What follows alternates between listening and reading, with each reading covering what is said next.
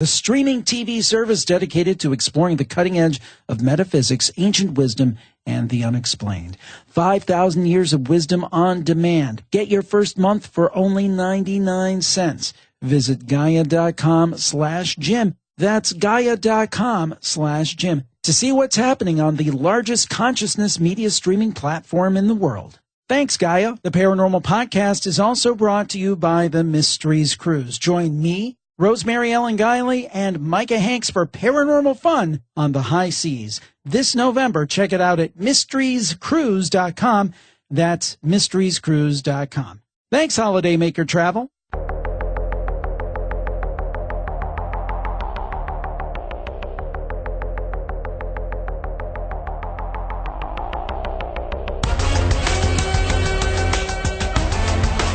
This is the Paranormal Podcast with Jim Harold. Welcome to the Paranormal Podcast. I am Jim Harold and so glad to be with you today. And I think we have a fine show for you. We're going to start out with Dr. Scott J. Kolbaba, and he is going to talk to us about physicians' untold stories. And specifically, these are the tales of the supernatural that 27 physicians have personally encountered. And I absolutely love this book. I love this interview. I think that you are going to enjoy it. And then in part 2 of the show, we actually have something very special. It will actually be a episode of our Great TV Podcast. If you don't know, I have a separate podcast called The Great TV Podcast. You can find it at greattvpodcast.com and on all the different podcatchers, iTunes, Apple Podcasts, Google Play, so forth and so on. Anyhow, what I thought would be fun is we're going to be doing a show about the Twilight Zone this week. So I wanted to introduce some of you to the television podcast I do about classic TV. So we're going to include an interview I did with Mark Duiziak. He is the television critic for my hometown newspaper, the Cleveland Plain Dealer, but he's nationally known as a Twilight Zone expert, among other things. And he has come out with a book called Everything I Need to Know I Learned in the Twilight Zone, a Fifth Dimension Guide to Life. And that will be part 2 of the show, and I think you'll enjoy that as well. I hope you enjoy this edition of the Paranormal Podcast. We have a real treat today. This is something that I would love to talk more about on the programs. I've often said on this show and on the Campfire Podcast that medical personnel kind of stand there at the junction between life and death, and they see many things. I've heard from many medical personnel who have provided great service to all of us about stories that they've had that seem to not be totally explicable given traditional science. And we have a whole book dedicated to such stories that we're going to talk about today. Physicians' Untold Stories, and we have the author with us, Scott J. Kolbaba. He created this book, and it's fascinating, along with 26 other physicians. And he's going to talk about miraculous experiences doctors are hesitant to share with their patients, or anyone else for that matter. Scott J. Kolbaba, M.D., is a practicing physician in Wheaton, Illinois. He completed his residency at the Mayo Clinic in Rochester, Minnesota. I've heard of that one. He's proud of his family of 7 children and his puppy, Gracie. Dr. Kolbaba, thank you for joining us today. Thanks, Jim. It's a pleasure to be here. So, if just from the outside looking in as a layperson, why would a physician ever write a book like this? I would almost think that maybe you might open yourself up for ridicule or skepticism, those kind of things, and you've had a long medical career. Why did you decide this was a book that you wanted to put together, and why now? You know, Jim, I probably have no idea because I'm just a practicing doc. I've been in business for 35 years. I love what I'm doing. And I had some unusual experiences. You know, I wasn't a writer up until now. And I guess I'm a writer now, but I wasn't a writer up until now. But I had some unusual experiences that I really couldn't explain. And then some docs started coming up to me that are routine, ordinary docs with these amazing experiences. And I just couldn't let it go because they were just so compelling and so hopeful. And you know, this is a funny world we live in. People are having lots of difficulties. People are facing serious illnesses, death, and the stories, I think, and the doctors would agree, give people hope that there's something else out there. And I think I was just compelled. You have a feeling that you have to do something, and I just had that feeling I had to write this book.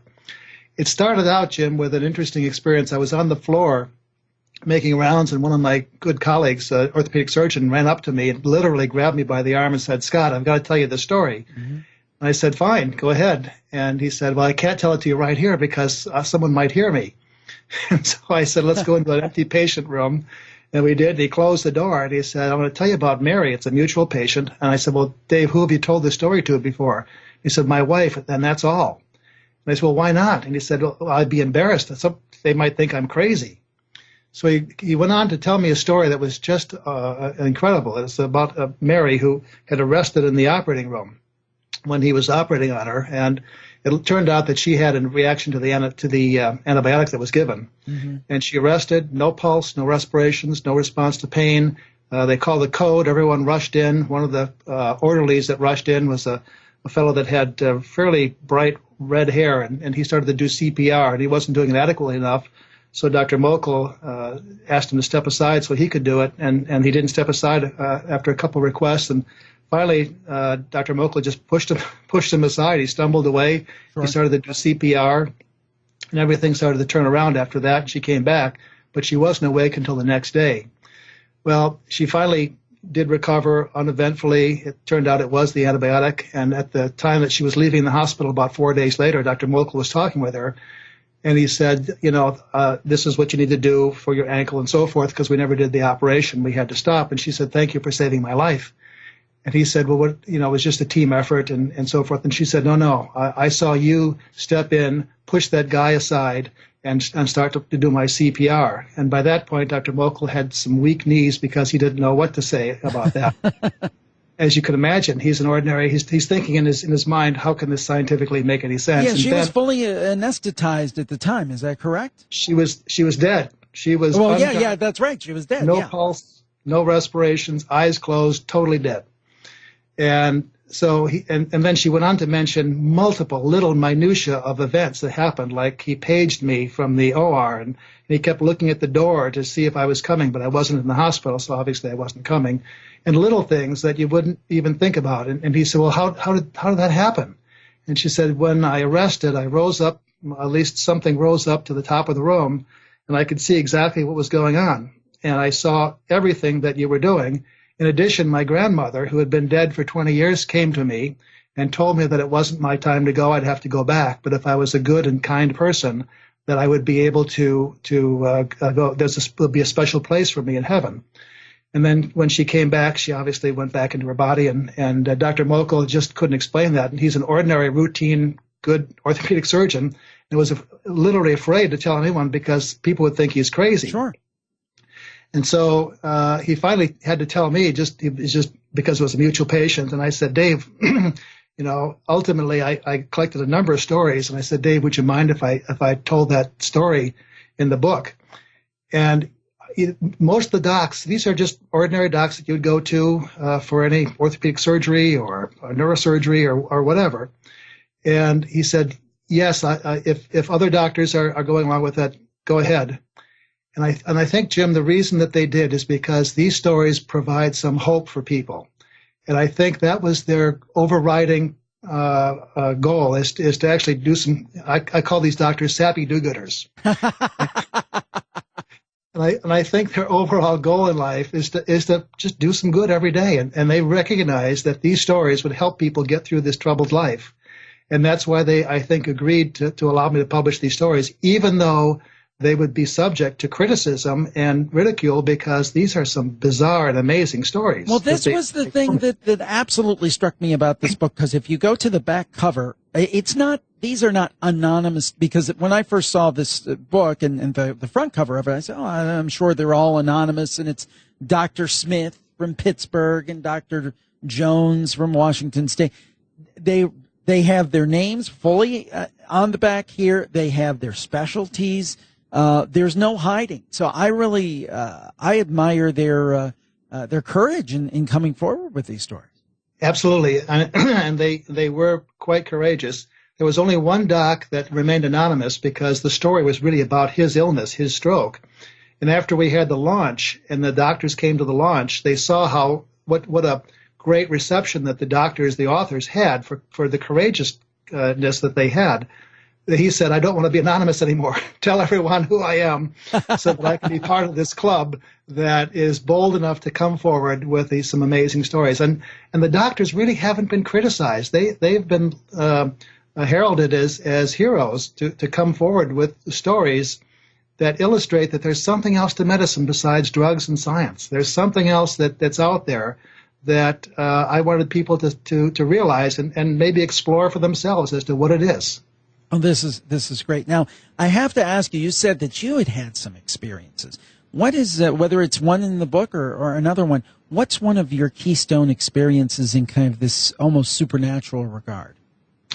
There's a couple things that happened to me. I think one that I didn't even put in the book is a story about my mom. And I think that was one of the first stories that I had. And the story goes something like this. We were on vacation in Cape Cod. Jim, have you been to Cape Cod by any chance? I have not been to Cape Cod, but I hear it's beautiful. It's one of our favorite vacation spots. We go there maybe every 2 or 3 years. And the whole family comes along, and they're helped because the dad, me, pays for everyone. So everyone that helps. That helps encourage them to come on vacation. So we were on vacation, and I live for these vacations. It was a wonderful time, and this particular time, it was toward the afternoon and evening, and the boys were cooking. Everyone was there, and everyone had a wonderful time. It was one of those times where you had to pinch yourself. It was just so perfect. You'd remember that day for the rest of your life, and you knew that you would.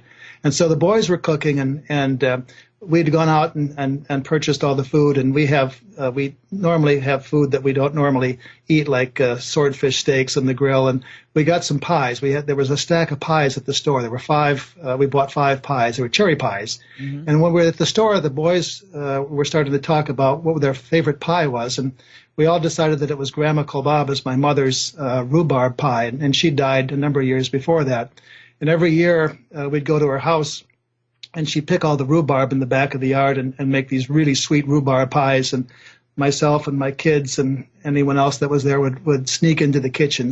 I'm sure my mother knew exactly what we were doing. And we'd grab spoons in a very unsanitary way. We'd just go right at the pie in the tin without even getting plates or anything else. And it was a lot of fun. And the rhubarb pie was incredibly sweet and wonderful. And we thought if my mom was there that she would make rhubarb pie for us.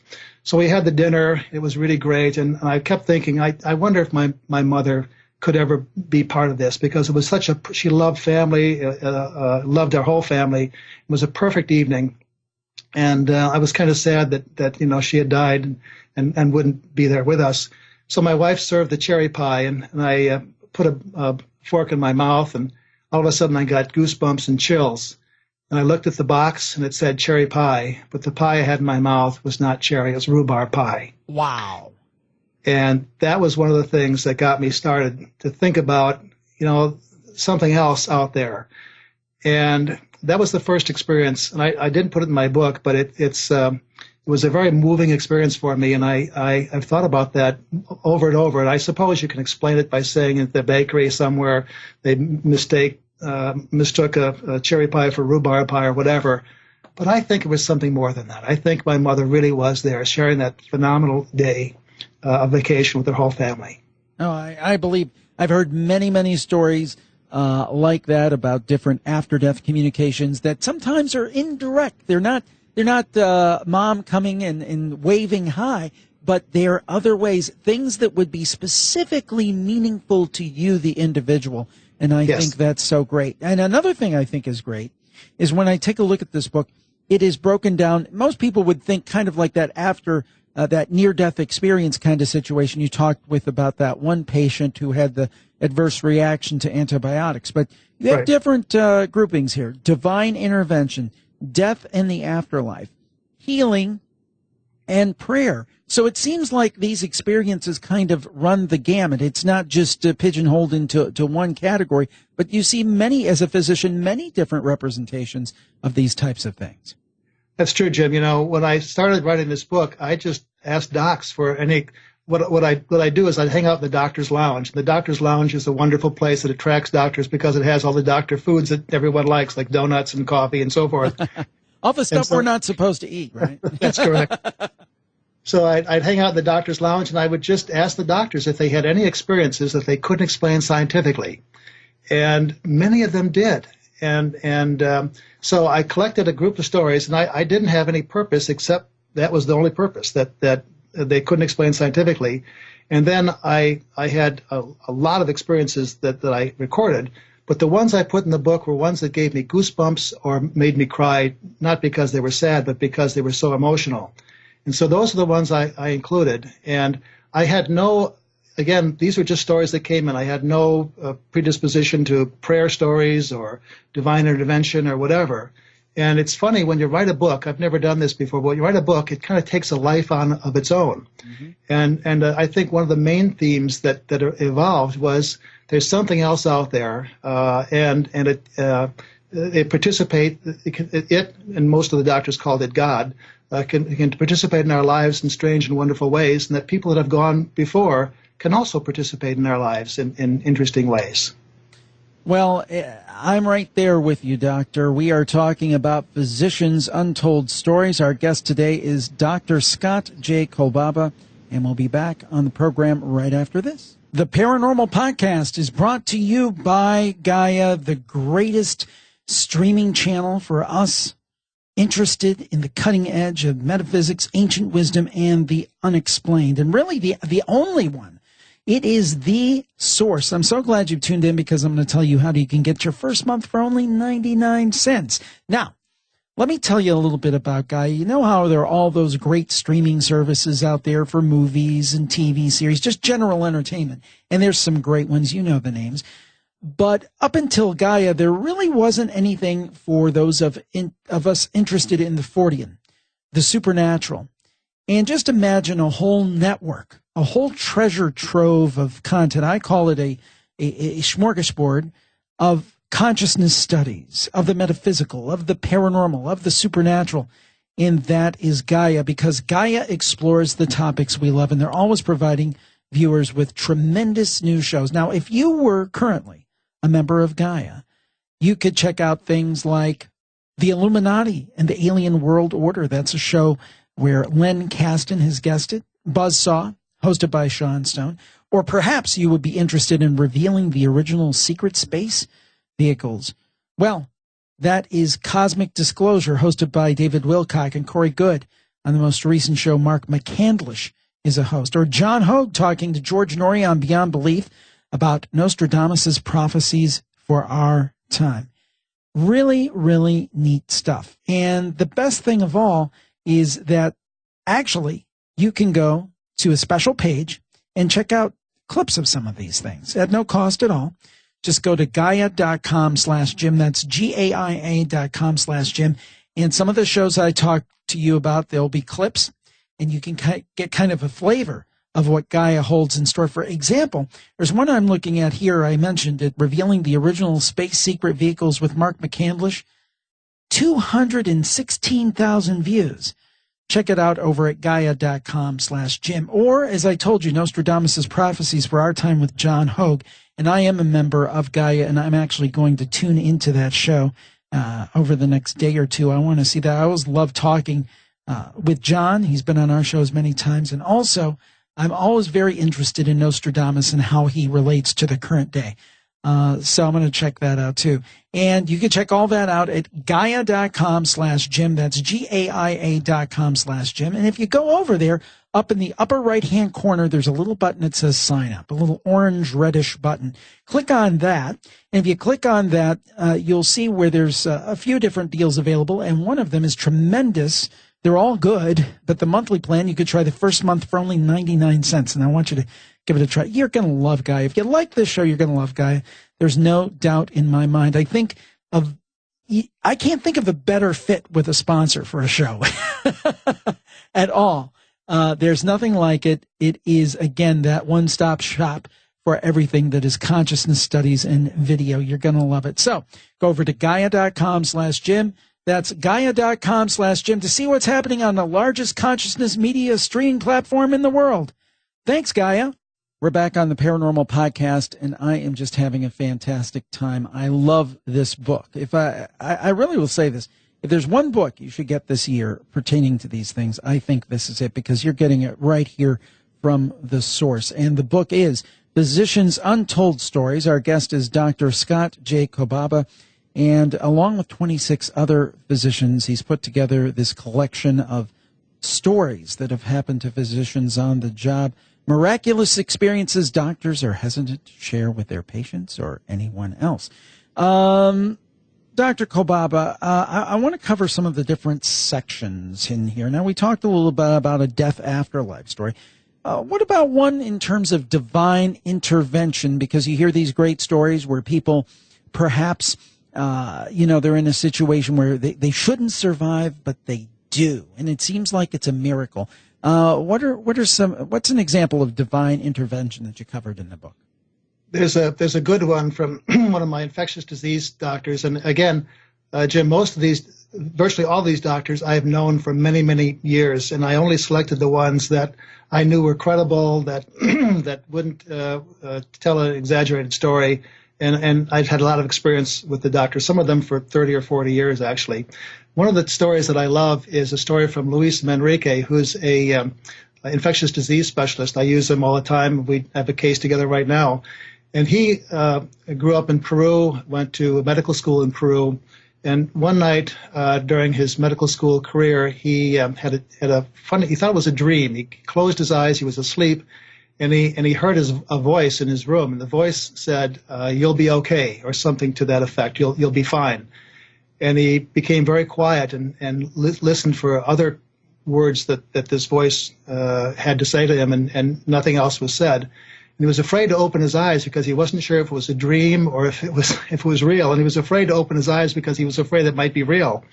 So the next day, he remembered the dream. Most of us forget dreams that we had the night before, and they just would go on with our life. But this was a unusually strong dream, and he remembered it through the whole day. And he went to his classes. He finished his classes, and it was a Friday, so the medical students decided to go out for a few beers and enjoy themselves. And so they did, and they were all real tired from studying all week, and they had a couple beers, and then they decided to leave.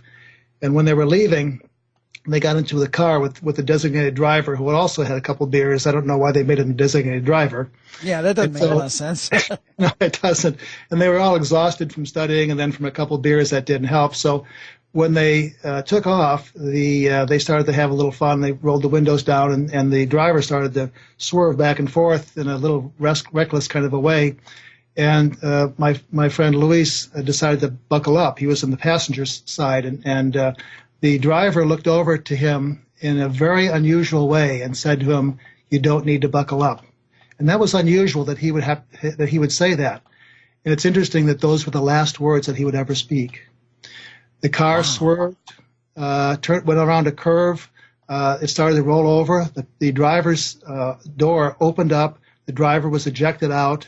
He wasn't killed immediately, but several days later he died in the hospital. And the car rolled over multiple times. Luis was then pushed over to the driver's side for some reason, and the car landed on the roof upside down. And when he looked, he felt fine. He didn't have any cuts or anything, and there were some people in the back seat that were hurt. And when he looked over to the passenger side, he knew why the driver told him not to buckle, because the roof of the car was crushed down. Had he been buckled, he would have been crushed by the roof, which was pushed into the passenger seat. He was totally fine. He jumped out of the car, ran to the nearest fire department, called, and brought them back to the car. And when he, after his, he got really shaky because of the adrenaline rush, and the paramedics asked if they could help him in any way. And he looked at his body. He looked all over. Was covered with glass, but he had no cuts, scrapes, bruises, or anything. He was totally unhurt. And he suddenly realized and remembered his dream the night before, that he was told that he would be unhurt. And he realized that was some premonition from a higher authority, and he believed it was an angel or God intervening, and that the driver that told him not to buckle was part of this whole plan too, to save him. And he's convinced that was a divine intervention that saved his life. Wow. Wow. What a great story. And again, I love these stories because I always love to hear stories from quarters where you would think that people are thinking very logically. They're thinking very methodically. Their training is scientific. They're not given to flights of fancy. They look at things very analytically. But yet there are some cases where everything just can't be quantified to the decimal point and there's something else out there. And that's one of the reasons they don't like to talk about these, because they are scientists and they are supposed to use the scientific method. And these are things that they just simply can't explain. And it was my hope in writing this book that this would open up an avenue for doctors and patients to talk to each other about these kinds of experiences, because I think sometimes healing takes place outside of medicine and outside of pills and in strange and wonderful ways. And so that was one of the purposes of writing the book. Well, speaking of healing, you have a section on healing in regard to different healing stories. Now, again, I get very leery when people say, well, I'm going to throw away my medication and I'm going to rely on God or an angel or whatever it might be for my healing. That makes me very nervous because I kind of like the idea of the blended approach. You know, let's cover all the bases and make sure. I agree totally. Yeah. I agree totally, Jim. But there are some cases where it would seem like someone could not be healed by traditional medicine and something else stepped in?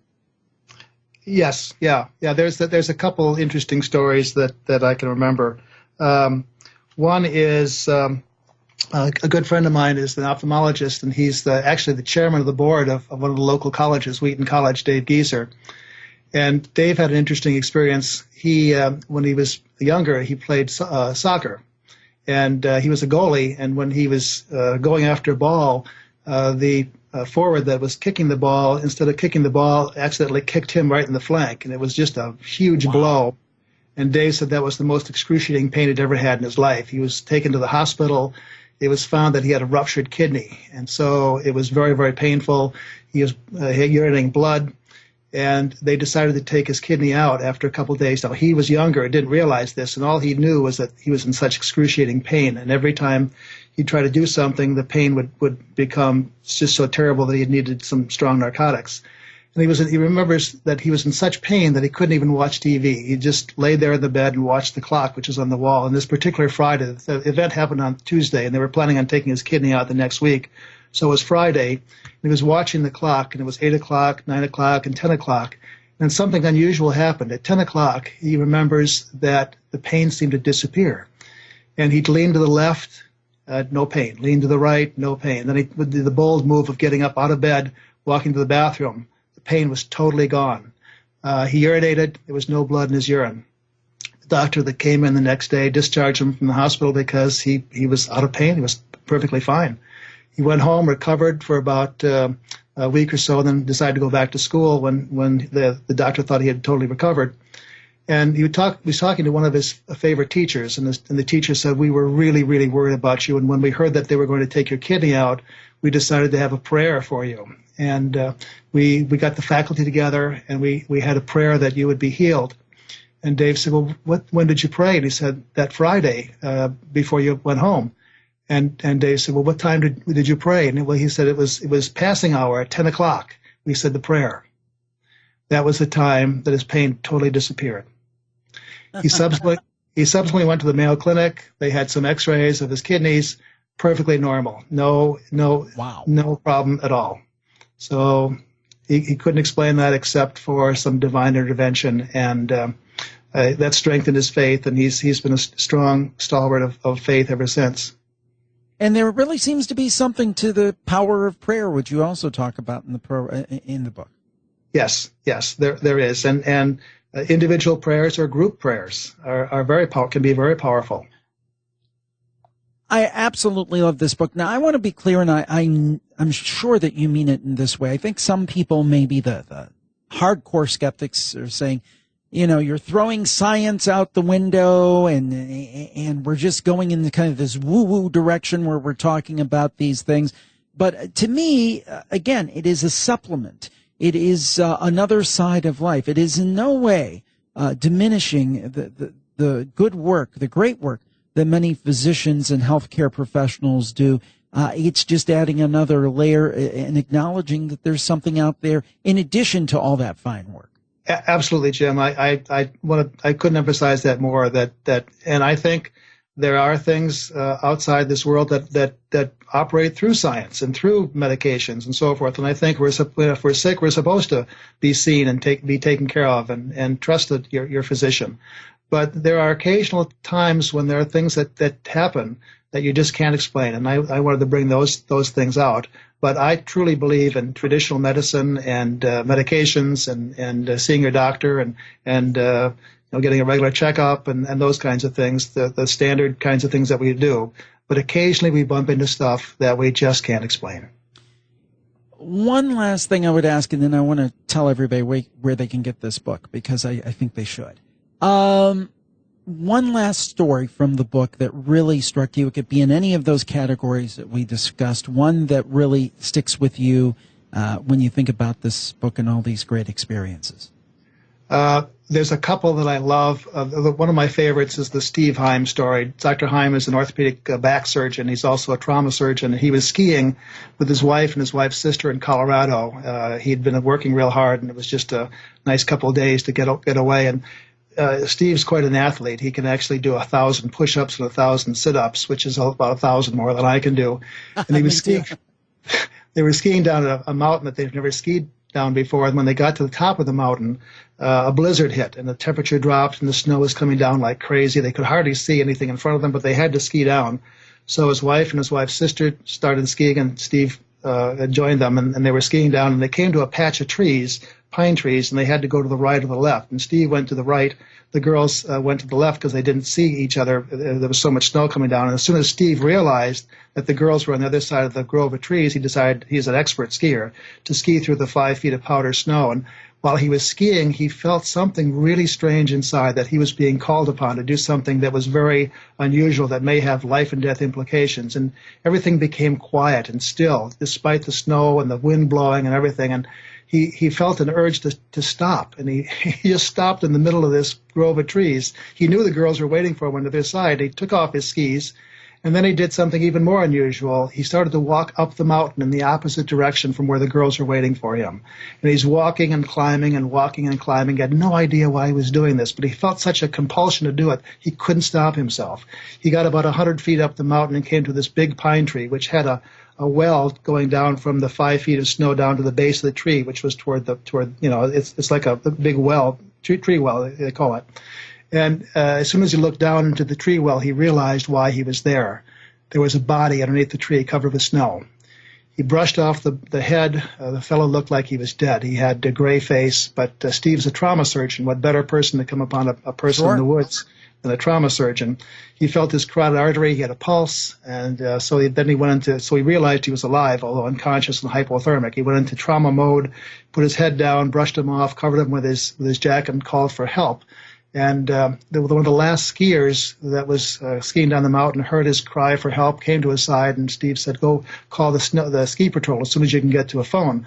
So about 20 minutes later, there was a snowmobile that was coming, pulling a gurney that loaded this unconscious hypothermic shocky skier onto the gurney, took him down to the waiting ambulance in the lodge, and they took him off to the hospital. Steve then was shaking, trembling with adrenaline, and got his clothes back on. He was freezing cold, went out, and the girls were still waiting, interestingly. They skied down to the lodge where they were given their reward, a cup of hot chocolate.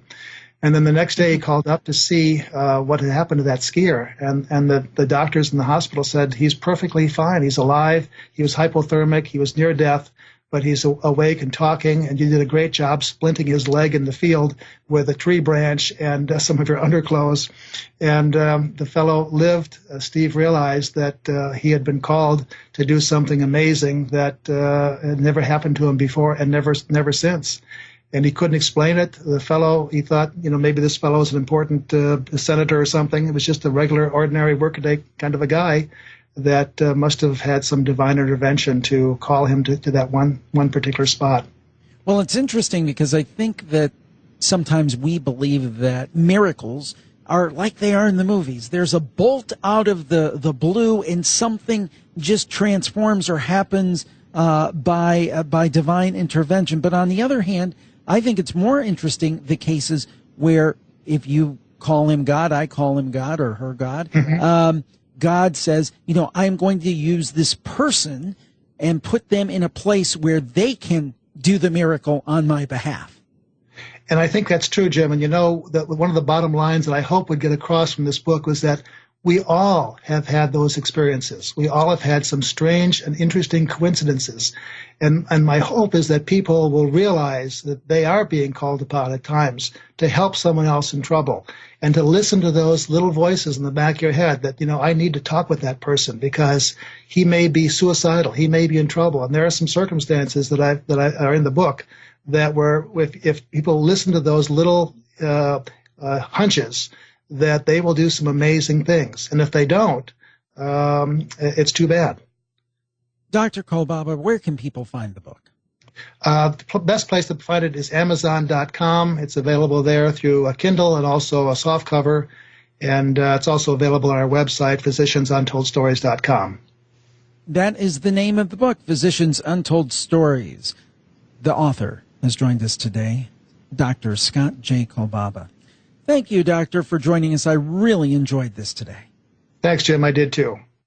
I really enjoyed that interview, if you couldn't tell. That one really resonated with me because there you have a man of science who definitely has his head screwed on straight, and he says these things are real. And I think that's kind of where I'm at, too. I believe that they're real. Another thing that I know is real is my love for the TV series Twilight Zone and for classic TV in general. So what I've decided to do on part 2 of this week's show is actually kind of tack on, kind of sneakily, another podcast I do called The Great TV Podcast. You can find it at greattvpodcast.com or on iTunes, Apple Podcasts, and all the directories. And I hope you'll check it out after hearing this one. I think it's a lot of fun, and I thought it kind of connected to the Paranormal Podcast because of the Twilight Zone tie-in. And I really enjoyed this interview with Mark Dweziak. And here is The Great TV Podcast. Don't touch that dial. You've tuned in to The Great TV Podcast with Jim Harold. Whether they're current or classic, let's talk about the best shows ever made. Welcome to The Great TV Podcast. I am Jim Harold and so glad to be with you once again. Now, as many of you know, my primary job is that of a paranormal podcaster. I talk about supernatural themes, paranormal themes, and the interest in high strangeness and things like goes way back for me. And one of the earliest things to inform it was a certain television show, you may have heard of it, called The Twilight Zone. Well, submitted for your approval today, we have a great guest on, Mark Dweziak. He is the author of a new book, Everything I Need to Know I Learned in the Twilight Zone, a Fifth Dimension Guide to Life. And Mark has been a theater, film, and TV critic for more than 35 years. He's been the TV critic at the Cleveland Plain Dealer, the newspaper of my hometown, since July of 1999. His many books include the horror novel Grave Secrets, The Bedside Bathtub, and Armchair Companion to Dracula, the literary biography Jim Tully, American writer, Irish rover, Hollywood brawler, and his 2 acclaimed histories of landmark TV series The Columbo File, a casebook, another one of my favorite shows, and The Night Stalker Companion. He's also a member of the editorial board of Rod Serling Books, and he penned the foreword to the 2015 reissue of Rod Serling's first book, Patterns. He has edited 3 collections of works by Twilight Zone contributor Richard Matheson. Wow, that's impressive. Now, there's so much more he's done. He's a recognized Mark Twain scholar and performs all over. He's a journalism graduate of George Washington University and an adjunct professor at Kent State University. There's much more, but if we keep going, we won't get to the show. So I'm glad to have Mark Dweziak on the line. Thank you for joining us today, Mark. I got tired just listening to all that. I'm out of breath. I needed to talk a little while so I could catch up. But anyway, I love this. We met at the Kent Paranormal Weekend event, and we're talking about paranormal stuff, and I found out that you wrote this book about the Twilight Zone. And anytime I have a chance to talk about the Twilight Zone, I am there. So this book, Everything I Need to Know I Learned in the Twilight Zone, sounds like it's a Twilight Zone book, but with a little different spin. Tell us about it. Well, it is, and I guess there are 2 answers to this. There's a long answer and there's a longer answer. So I guess the longest answer probably goes back to the fact that I too grew up enamored of the Twilight Zone, I was, I think, 9 or 10 when I started watching it. I was a little young for its first run. I was born in 1956, so I grew up in New York, and there was a station there, WPIX Channel 11, still is, that immediately started to rerun The Twilight Zone after it had gone off the first run air.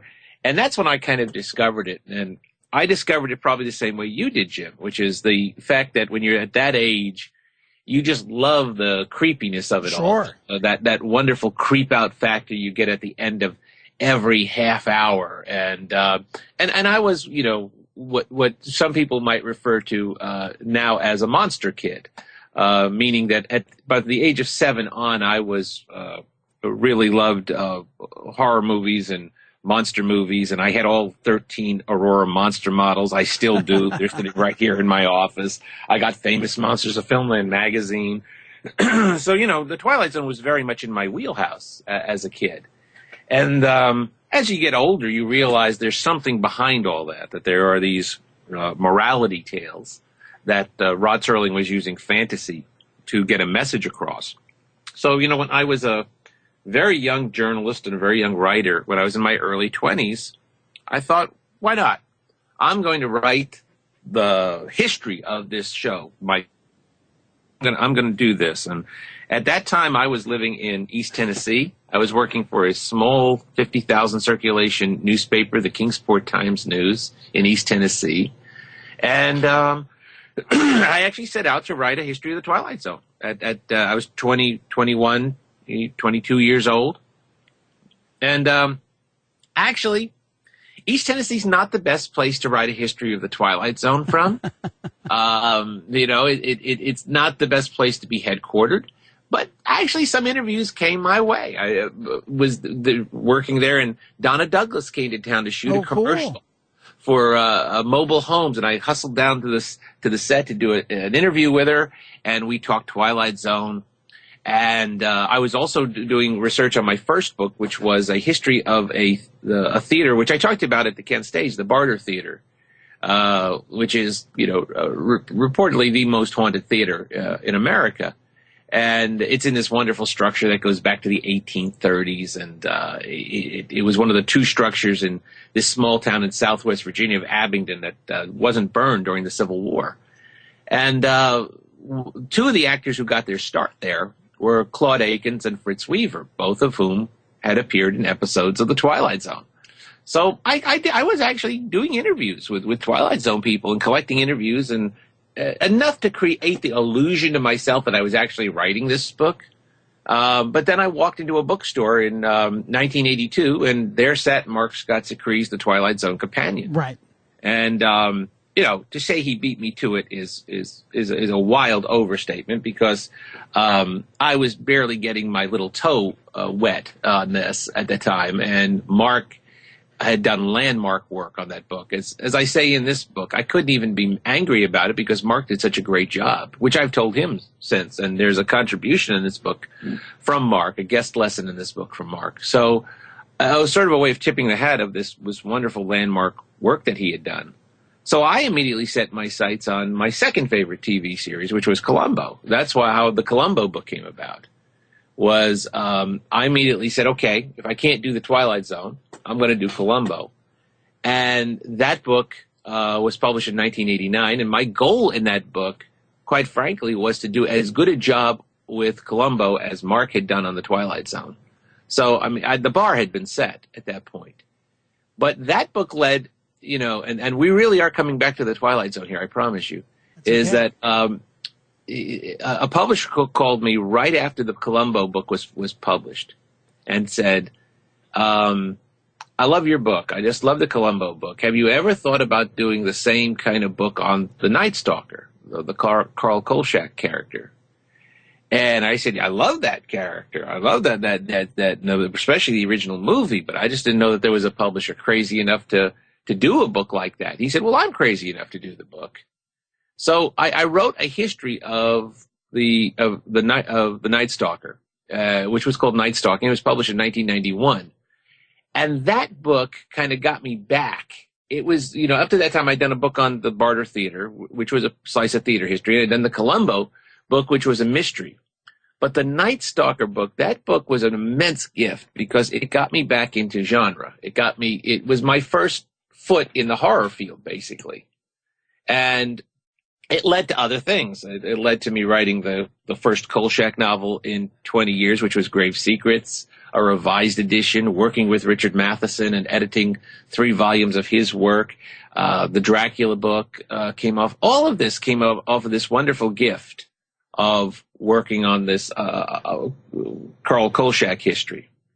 And so, I mean, now we're getting to the answer to your question, Sure. which was that when my daughter turned 15, I started to share the Twilight Zone with her. She'd seen an immense amount of classic TV. She'd seen a lot of the Andy Griffith Show, the Dick Van Dyke Show, I Love Lucy, and on her own choice, she just loved this stuff. You can't force a kid to like something like that. And the joke around our house was always, this kid's going to be shocked to find out they're making TV in color someday. And, and she did. I mean, she eventually did. And then she did watch Columbo, and she did watch The Night Stalker, and she watched Night Gallery. And she really liked Night Gallery. Oh, yeah. So when she turned 15, I said, all right, your undergraduate work is done. It's time for your postgraduate work. It's time for you to get the real stuff. It's time for you to enter the Twilight Zone. So when she was 15, we started this forced march through all 5 seasons of The Twilight Zone. And we got to the episode Escape Clause, which is early in the first season with David Wayne as a hypochondriac. Oh, yeah. That's a great one. And he in exchange for immortality. And, anybody who's spent any time in the Twilight Zone knows this is not going to end well for David Wayne. So we got to the end of the episode, and it had run its course. And I turned to Becky and I jokingly said, let that be a lesson to you. Always look at contracts. Always read everything. Look for loopholes. There's always, but then I stopped and thought, wait. Think about this. Think about all the people during the housing crisis who signed contracts without really knowing what they were signing. Think of all the trouble it got us in. Right. Think of what could have been avoided if people actually had read contracts. So I turned back to Becky and said, no, really, I'm serious about this. So this became sort of a running joke in our house. We would watch an episode of The Twilight Zone. We watched all 5 seasons. It took about 4 or 5 months to go through all 5 seasons. And at the end of each episode, I'd say, let that be a lesson to you. Well, Jim, I'm a slow learner. It took about 3 or 4 weeks before the penny dropped, and I thought, there's a book in this. There's a book in sort of extracting the life lessons and the morality tales that are in each of these. And just because I think so doesn't mean anybody else thinks so. So I ran it by my agent. She loved the idea.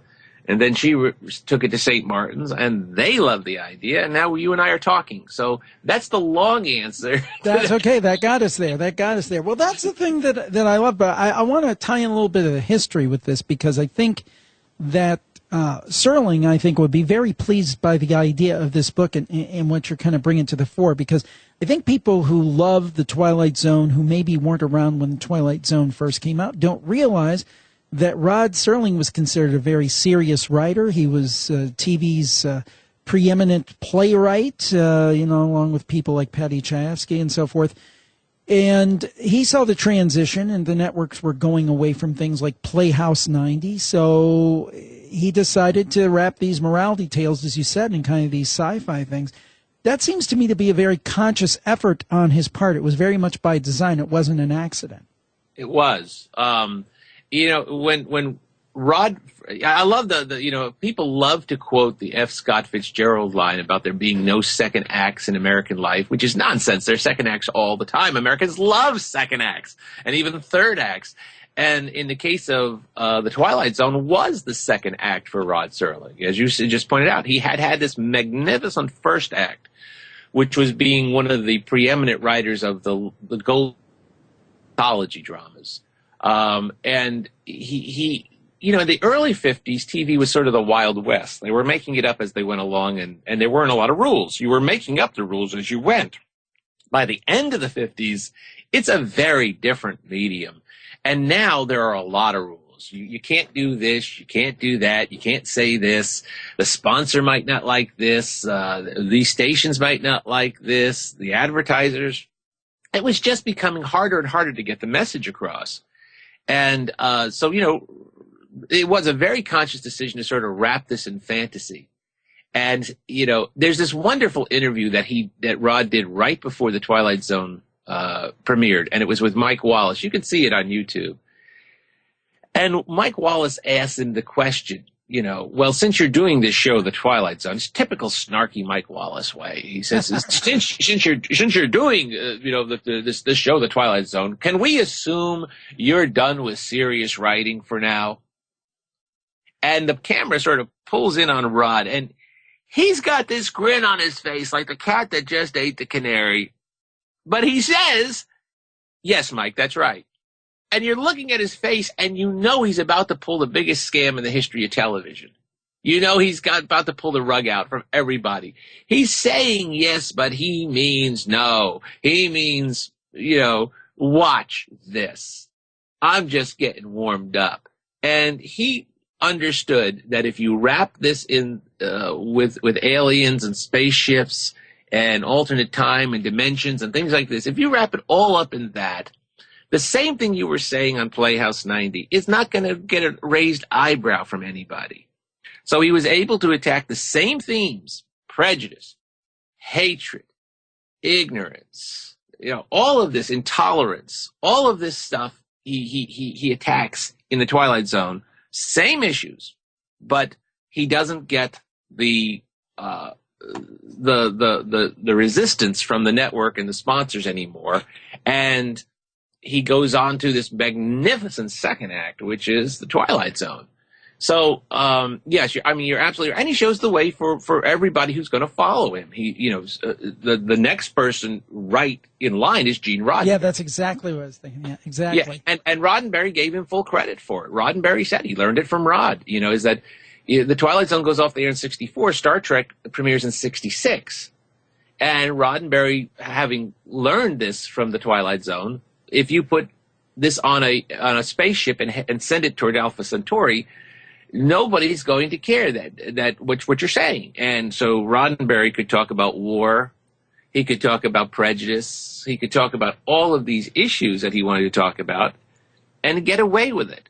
And fantasy and the subsidiary genres of horror and science fiction are wonderful metaphors for dealing with the human condition.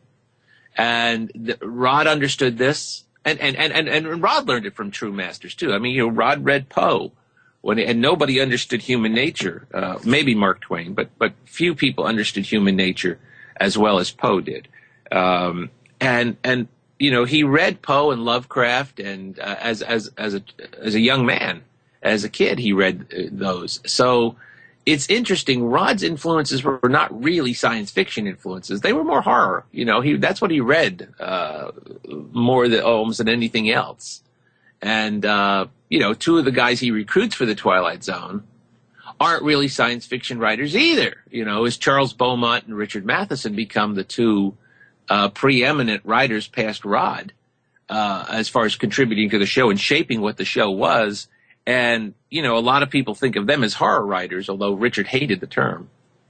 But they both wrote landmark horror, and they were both masters of the form. And I think that sensibility is very much part of the Twilight Zone because, people love to try to put labels on things. That's an American pastime. Because we love to say, this person is this or this person is that. And when it comes to defining the Twilight Zone, it's hard. It wasn't science fiction, really. The Outer Limits was the science fiction show. It wasn't horror. At its best, Thriller was the horror show with Boris Karloff as host. It wasn't mystery. Alfred Hitchcock was the mystery. But it was a little bit of all of those things. And the best way to define the Twilight Zone is just that way. That's what it is. It's the Twilight Zone. It's its own one thing. One of a kind. And even revivals, and you had the movie, and John Lithgow was in that. Of course, he had that tragic situation with Vic Morrow, and then the 80s revival. They had their moments, but I don't think anything, in my opinion at least, can, in terms of things that are purported to be Twilight Zone reboots, can compare.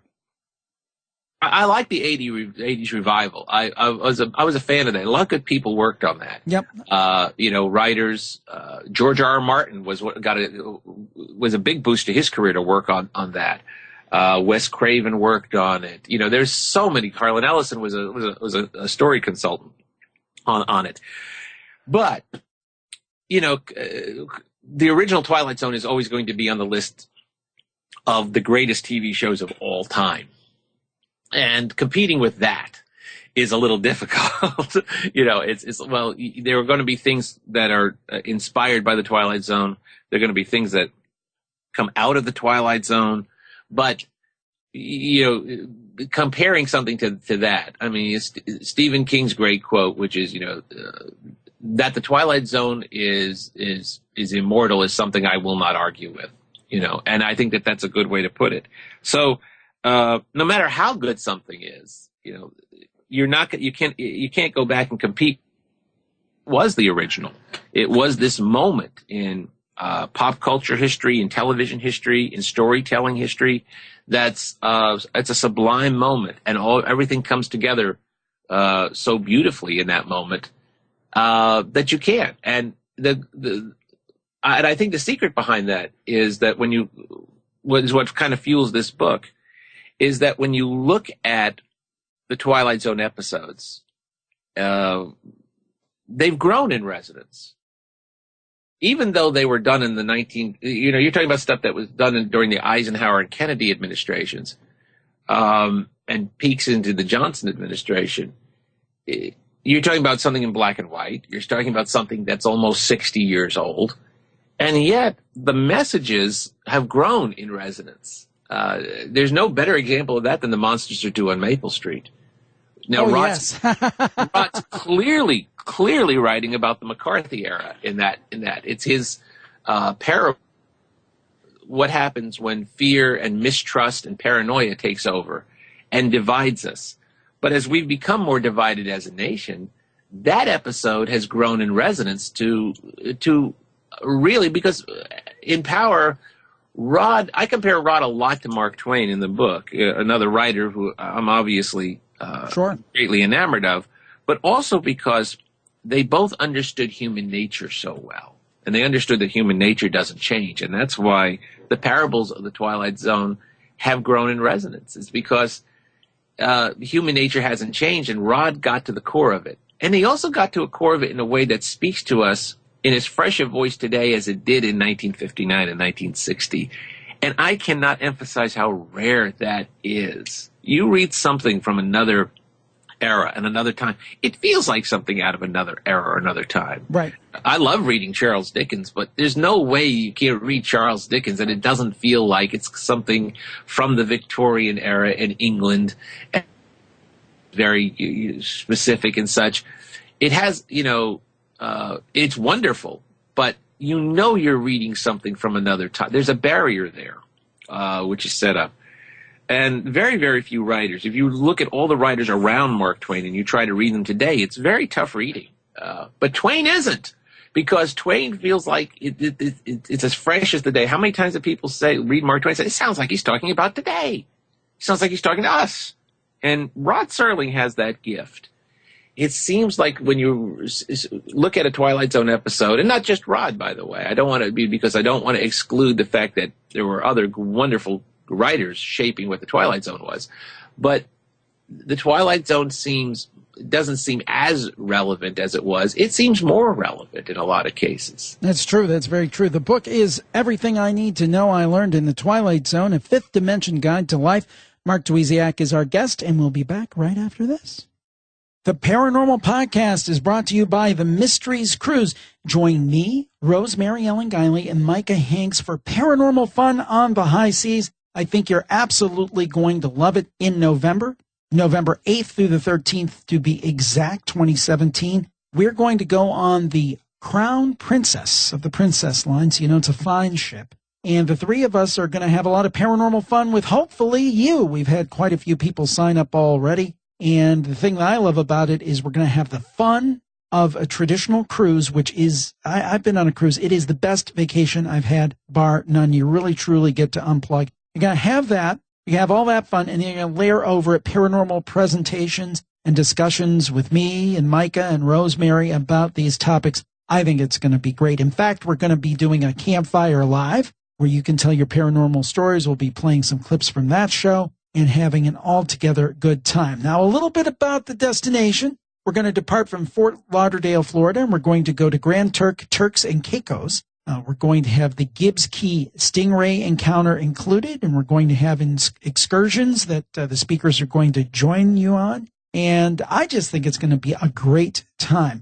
Now, this is run by a company called Holiday Maker Travel. Mike and Wendy over there, really good people and people I really trust and enjoy working with. We've worked with them on other things in the past. Micah, for example, has gone on cruises with them in the past and just raves about them. Great people. And you can get more information about this fantastic cruise at mysteriescruise.com. That's MYSTERIES cruise.com. And then in addition, you could call Mike or Wendy at 877-642-4308. That's 877-642-4308. And think about true relaxation, but then again, think about all of the fun you'll have exploring these paranormal topics. Another cool thing, and I'm excited about this, we as speakers get to rotate among different tables for dinner every night. So you'll have the opportunity to have dinner with us and talk to us about these topics that we love. Now, here's something very important to keep in mind. If you're listening to this on the 17th or the 18th, there is still time through the 18th to take advantage of their promotion that they are doing for a category cabin upgrade for new reservations only. But you have to act on this on the 17th or the 18th as you're hearing this right away. The promo code is UPGRADE, UPGRADE. One word, no spaces. So I'd love to see you there, and this is a great deal where you can get a category cabin upgrade for new reservations. We all hope to see you there on the Mysteries Cruise, and check it out at mysteriescruise.com. That's mysteriescruise.com. Sail away. We're back on the Great TV Podcast. The subject is Everything I Need to Know I Learned in the Twilight Zone, a Fifth Dimension Guide to Life. Our guest is Mark Dweziak, the author of said book, and submitted for your approval. We're going to talk about some of the lessons in the book. And Mark, I mean, there's a lot here. I mean, if people are interested in these life lessons, they need to pick up the book, but I thought it'd be kind of fun to maybe go through 3 or 4 of them and just talk about them and the applicable episodes. And I'm kind of guessing here which episode you're talking about, so we can play a little game. Don't live in the past. What episode is that referring to? Or I'm thinking maybe multiple episodes. It does. Some of these chapters are focused on one episode. So they extrapolate a lesson, one lesson, and one episode. Some look at a lesson and look how several. Now, in the case of Don't Live in the Past, which was a popular theme of the Twilight Zone, there is no less than 5 episodes which I use to talk about that. The Trouble with Templeton, the one about the aging actor with Brian Aherne, which is a wonderful, which is who always thinks about his wife who has passed and his friends and they're gone and how good the good old days were. The comedy Once Upon a Time with Buster Keaton. Mm-hmm. So there are many episodes which sort of address this, but the episode which addresses this is the first season episode, and perhaps would be on most people's top 10 list, which is Walking Distance. Yes, Get Young, right? That's right. As the tired business executive Mark, who walks back to his hometown while his car is being repaired, and in doing so walks into his own past and encounters himself as a little boy. That episode is one of the most eloquent episodes they ever did. And the message is at the end is when his own father tells him how he has to go back. That, and that if he does go back, maybe he'll find merry-go-rounds and hot dogs and summer nights where he lives if he looks hard enough. But, which is another way of saying don't live in the past. Don't hold on to the past, which does not mean, by the way, don't be nostalgic for the past. Because you can't appreciate the merry-go-rounds and the cotton candy of today unless you are in touch with that of yesterday. It doesn't mean don't be in touch with it. It means don't get trapped by it. Remember, that episode is pretty much Rod's homage to Binghamton, the upstate New York town, which he considered his hometown. He was born in Syracuse, but he grew up in Binghamton. And he certainly considered Binghamton his hometown. He said it many, many times. And there's a park in Binghamton, Recreation Park, which is where that episode is truly set. If you go to Recreation Park today, there's a bandstand, there's a carousel, and in the middle of the bandstand, there's a plaque to Rod Serling in walking distance. So it's a wonderful spot, and it's probably one of the best tributes to. But every summer, Rod would go back to upstate New York. He would go back with his wife and 2 daughters, and they had a cabin on Cayuga Lake. And one day, every summer, he would drive back to Binghamton alone, and he would walk the streets of his childhood. And you don't have to stretch too far to think about where walking distance came from when you know that about Rod. And the thing is, and I watched that one again recently. And when I first watched these shows, I think I may have started a little later than you. I was a teenager. The local Channel 19 started running them when they first started. Good heavens, Jim, I still have a T-shirt promotional when 19 started showing those. Yeah, the marathons, remember those? But I just felt old. My bones just creaked when you said that.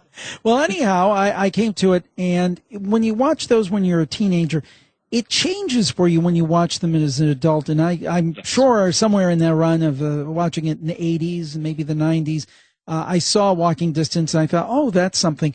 But coming from the viewpoint of being a couple of years removed from my 50th 50th anniversary, I'm going to be 50 in a couple of years, it takes on a different cast, and it really was kind of nostalgia. The word nostalgia comes from the idea of pain.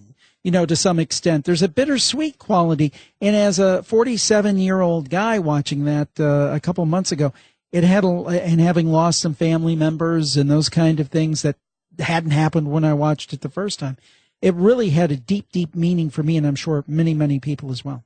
It does. I think if you were going to hang your hat on a handful of episodes for the legacy of the Twilight Zone, Walking Distance would be in the mix. Now, I'm looking, there's so many of these great answers, great answers to life in here and different things. So I like this one because I think I know the one you're talking about. Not sure. It's never too late to reinvent yourself. Tell us about that one. Well, it's never too, that is a really interesting one, I think, and it's one of the first ones I came up with. It wasn't the first one, but it was one of the first ones that, there is this thing about you are rewarded or punished in the Twilight Zone for what you take in. If you think about it, people who took it in the shorts in the Twilight Zone usually were asking for it. And those who were rewarded were usually rewarded for something they also brought in, So there are actually, that's another one which I have, at least 5 episodes. I was thinking the Ed Wynn, one for the Angels. No, that's not in that one. Oh, okay. I mean, I actually extrapolate a different lesson from that. But Mr. Denton on Doomsday, which is aired right around the same time as that, with Dan Dorier's The Aging Gunfighter. Yes. Who is turned into a drunk. Mm-hmm. Yes. And he is given a happy ending. The Last Flight, the one about the flyer who his friend is in trouble in an air fight during World War I. And he panics, and out of cowardice, he bolts and leaves him. And when he comes out through a cloud, he is in the future. And he finds out that his friend is now a general and an honored person. And he thinks to himself, well, how could that be? And he finds out that he himself saved him, but was killed doing it. Oh, wow. So he goes back. He goes back. He gets his plane and he goes back. And this is where he finds his courage.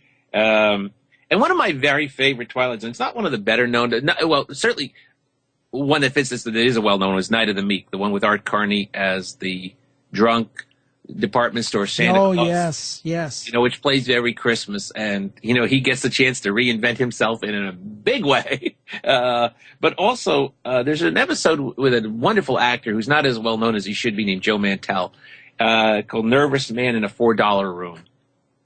And he is this petty thug, petty thief, and he has lived his life, as sort of a scared little man doing bad things for bad people. And he is reaching a moment of crisis because of this, and he starts to have a conversation with himself, and the man in the mirror represents his inner self, his better self, who wants to get out. And the man in the mirror keeps saying, "Let me out. Let me take control."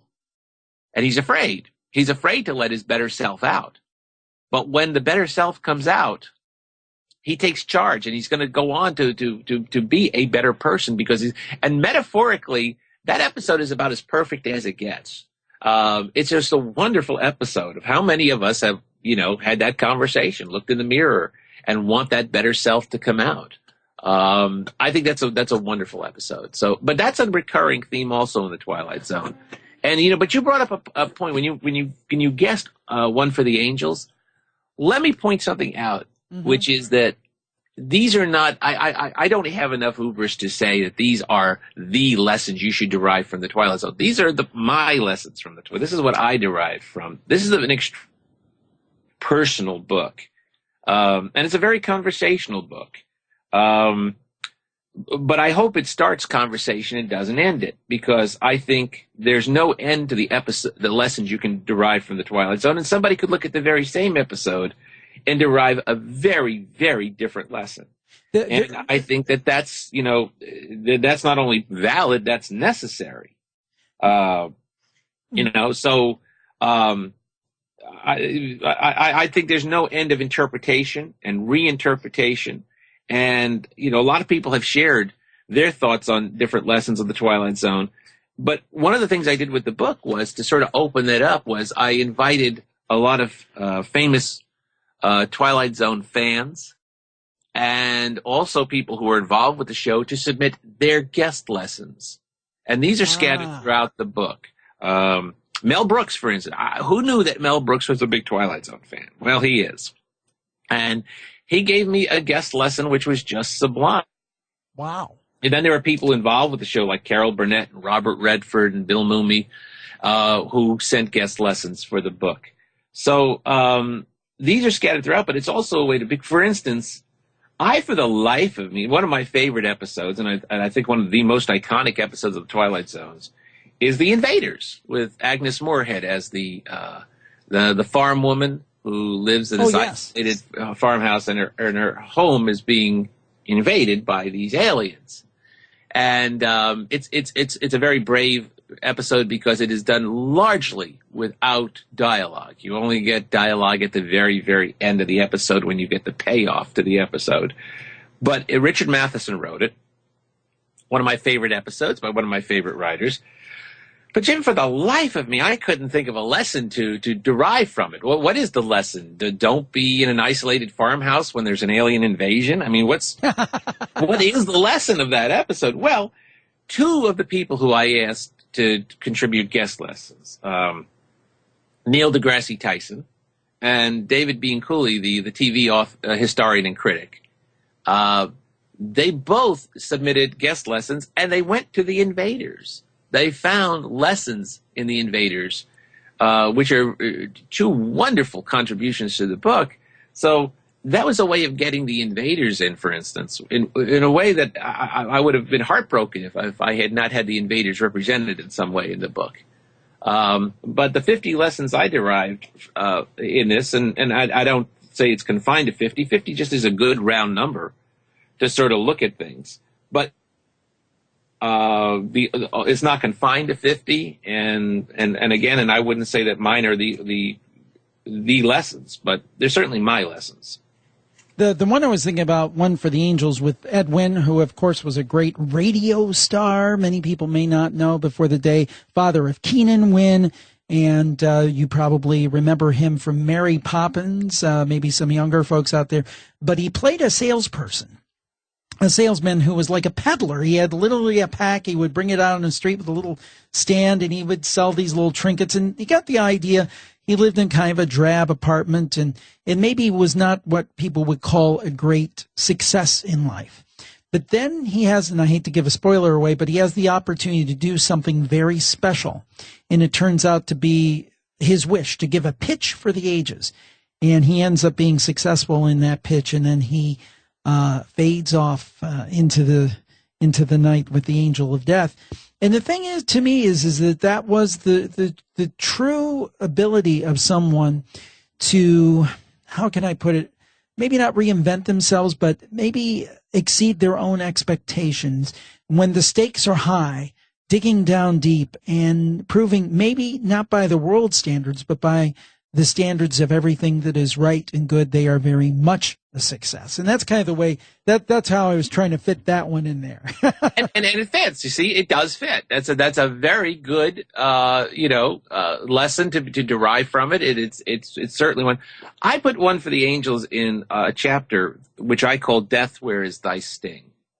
There are 3 really great Twilight Zone episodes which sort of address this. One for the angels, which of course starts with Murray Hamilton as Mr. Death. Yes. And all 3 of these episodes has a Mr. Death character in it. The Hitchhiker.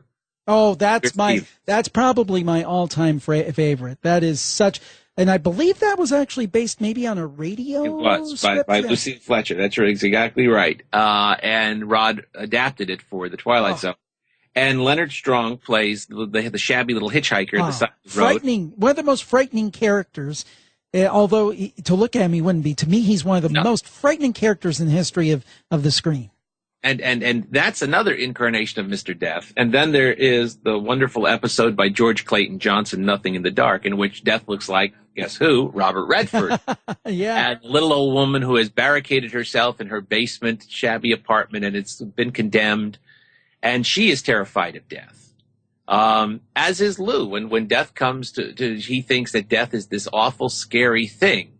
And he basically tricks death into giving him, forever, because he says, I've always wanted to make this pitch for the angels, and death gives him an extension. And then he decides, I'll never make another pitch, because he sees death as this scary thing. As does the Inger Stevens character in The Hitchhiker, as does the old woman in Nothing in the Dark. But the lesson of all 3 of these episodes is that when they finally accept death, it's not scary. If you think about it, think of all 3 of those episodes. It's scary up until the point that they accept that death is inevitable, that death is a transition. Well, once they accept that, it's the main lesson of Nothing in the Dark, where Robert Redford says to the old woman, you're not leaving anything behind in the dark. What you thought was going to come as a thunderbolt has come as a whisper. What you thought was going to be something scary and was going to be the end is just the beginning. And all 3 of those episodes address that beautifully, in the sense that death is, and I always tell my students this because I teach a class called Vampires in Film and TV at Kent State, where we start with Nosferatu and work our way decade by decade through all of the vampires. So it's a film history course, and it's a history course because you get to see how history shaped how and why different characters looked and acted. But, the first night we do an experiment, which I make each one they're afraid of, make them look inside themselves and tell me what scares you. And I tell them, you have to be honest because I'll know if you're lying. They never ask how I would know if they were lying. I don't know why they don't question that, but they do. They seem to think that I'm being truthful about that.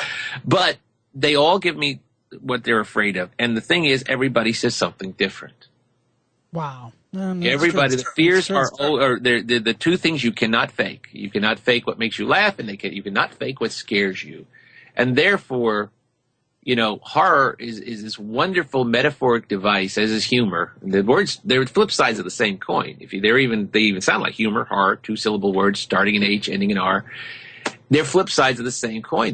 They are how we metaphorically deal with things we do not like to think about. And the number one thing we do not like to think about is death. The idea that our time on this sphere is limited. The idea that our ticket is punched, but we do not know the time and the date of our departure. That's what all three of those episodes deal with. They go to the biggest of all fears, and the greatest use of horror metaphorically is to deal with things we don't like to think about that make us uncomfortable, things about ourselves, things about our society, things about our planet. And individually, death is very, very, very high on the list. And all three of those episodes basically say, death is inevitable. And, it's like Isaac Asimov once said, I quote Asimov in that chapter, is that, life is pleasant. Death is peaceful. It's the transition that's worrisome. Yeah, that's true. And it's true. And that's what is at the core of all three of those episodes. All three of these characters go through a great anxiety, anticipating death and what death is going to be. But when it occurs, it's peaceful. When it actually occurs in these episodes, it's not a scary moment. You think of the ending of One for the Angels. And there's that lovely man. I'm going to ruin it for everybody right now. But there's this lovely, wonderful moment, where Lou goes back to get his sales case. And Mr. Death looks at him a little quizzically. And he says, well, you never know. You never know. Somebody might need something up there. And then he pauses and he says, up there? And Mr. Death looks at him and says, up there? You made it, Mr. Bookman. Well, that's a great note to end our discussion today, but I've certainly hit the buy button. And if you love the Twilight Zone, you need to pick up this book. It is called Everything I Need to Know I Learned in the Twilight Zone, a fifth dimension guide to life. Mark, where can people find the book? Well, Barnes & Noble is carrying it, which is wonderful because not all books get picked up in the big stores. So it's always nice to be able to say Barnes & Noble, but Amazon certainly is carrying it as well. So, for those of you in Northeast Ohio, my wife and I have written a one-act play based on the book, and we're performing this all over Northeast Ohio, into different libraries and such all over the summer. So we'll be out there hawking books ourselves. I have a feeling I'm going to show up at one of those. Mark Dweziak, thank you for joining us, and thank you for talking about one of my favorite subjects, the Twilight Zone. Oh, well, thank you for having me. Well, I hope that you enjoyed that show as much as I did, and it's really a lot of fun when you can kind of mix two passions, and that's what I do with the Great TV Podcast. Hope you'll check that out and continue to check out the Paranormal Podcast. We thank you so much, and we'll talk to you next time. Have a great week, everybody. Bye-bye.